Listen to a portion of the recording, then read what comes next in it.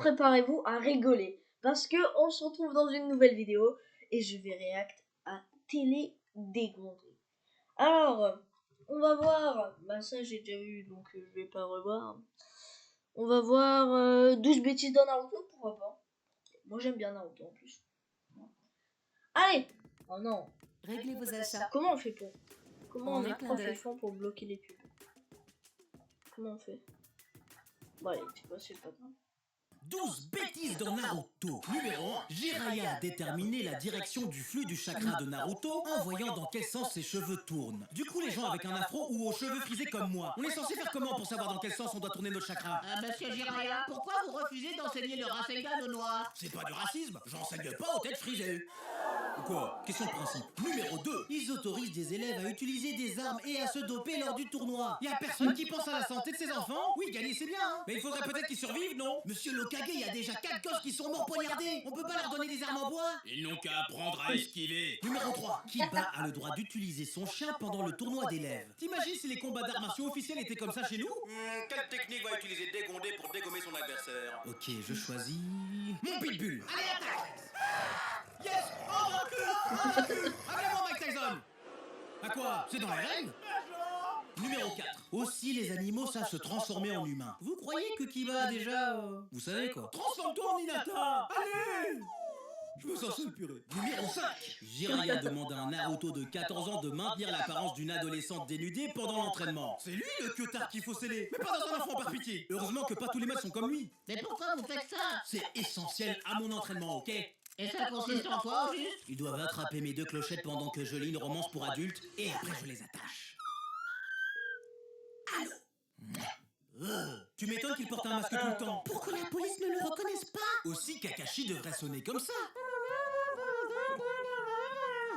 Hein? Numéro 6. C'est quoi ces armes disproportionnées? C'est super cool niveau dessin, hein? Mais ça n'a aucun sens. Ouah, regardez tous ces couteaux de Killer Bee, il va gagner! J'arrive pas à bouger, mon sang. Ouah, Gaara n'a même pas besoin de bouger grâce à son bouclier de sable! Retirez-moi ce vase de mon dos. J'ai déjà 2 hernies. Je suis censé être en chaise roulante.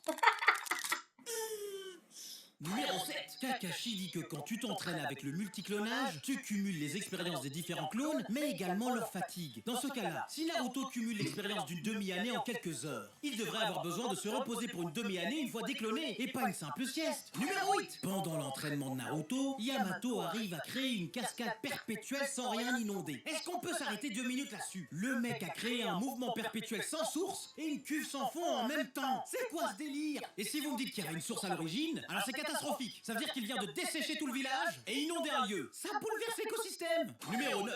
Naruto a réussi à devenir pote avec Kyuubi en... le plaquant au sol et voler sa force vitale contre son gré. Dans le manga, ils appellent ça se faire respecter. Chez moi, on appelle ça une bavure. Ah, je suis tellement content que tu sois là, mon ami. Ah, moi aussi! Allez, donne-moi ta force vitale maintenant. J'ai le droit de dire non? Non, je la prendrai de force si tu refuses. Ok, pas de problème, j'ai nulle part où aller de toute façon. C'est l'ultime syndrome de Stockholm. Il est pote avec sa prison. Il faut que Naruto lui parle gentiment. Même libéré de sa cage, il est privé d'enveloppe charnelle, d'intimité, de contact social et physique et de liberté.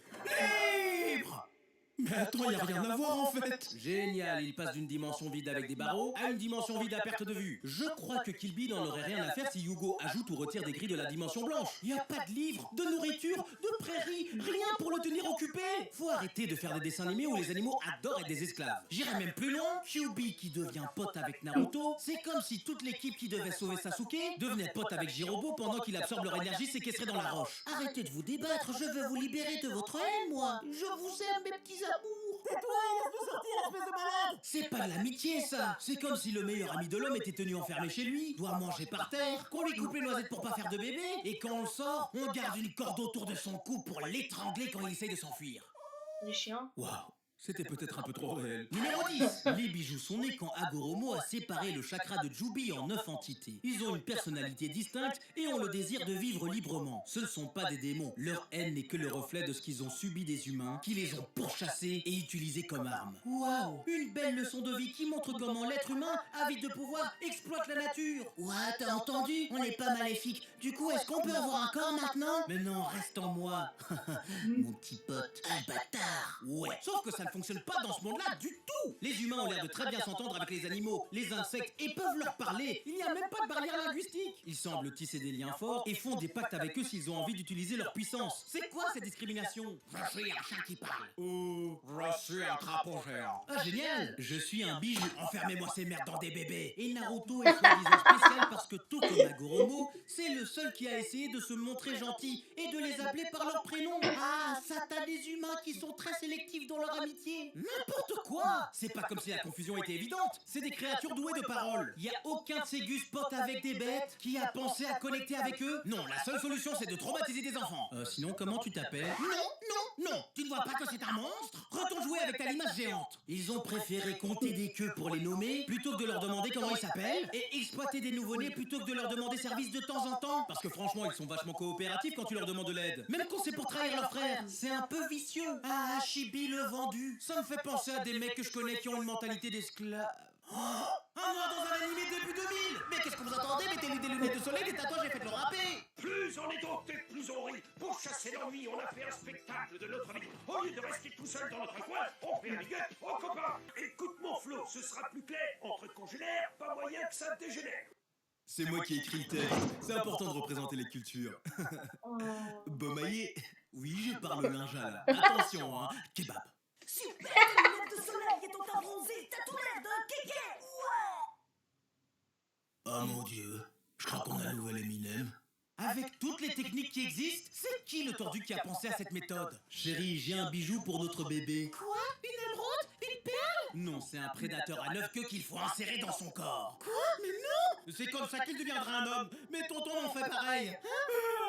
Non, pas dans la cave. Je crois que t'as besoin d'un psy. Numéro 11. Neji a un angle mort fixe dans son Byakugan. C'est n'importe quoi. D'abord, nos yeux aussi ont un angle mort. Mais il est compensé par l'autre œil et le mouvement constant de nos globes oculaires. Donc il change tout le temps de position et ça nous permet de scanner l'entièreté de ce qui est en face de nous. Donc il lui suffit de regarder à gauche à droite pour le faire bouger rapidement. Pas besoin de tourner comme une toupie Beyblade. Et si c'est vraiment fixe, porte en permanence un bouclier dans cette zone-là. Oui, j'ai compris la métaphore et ce qu'il voulait raconter. Mais s'il te manque 1 degré sur 360, fallait trouver autre chose. Numéro 12. Les ninjas peuvent prendre l'apparence de qui ils veulent. Non mais pourquoi on voit ce pouvoir aussi peu souvent? Leurs clones peuvent même prendre la forme d'objets.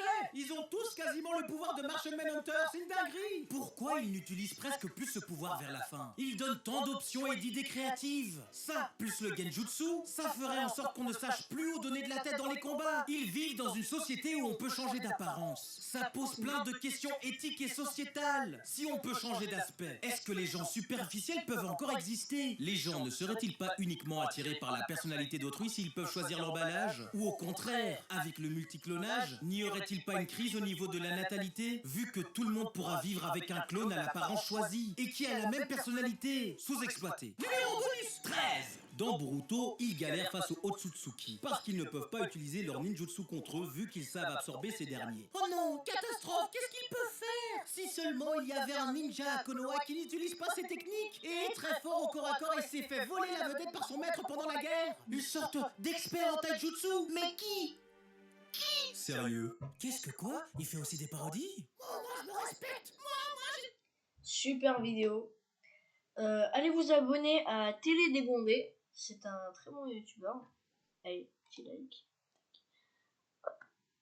Allez, merci d'avoir regardé la vidéo et ciao les mecs.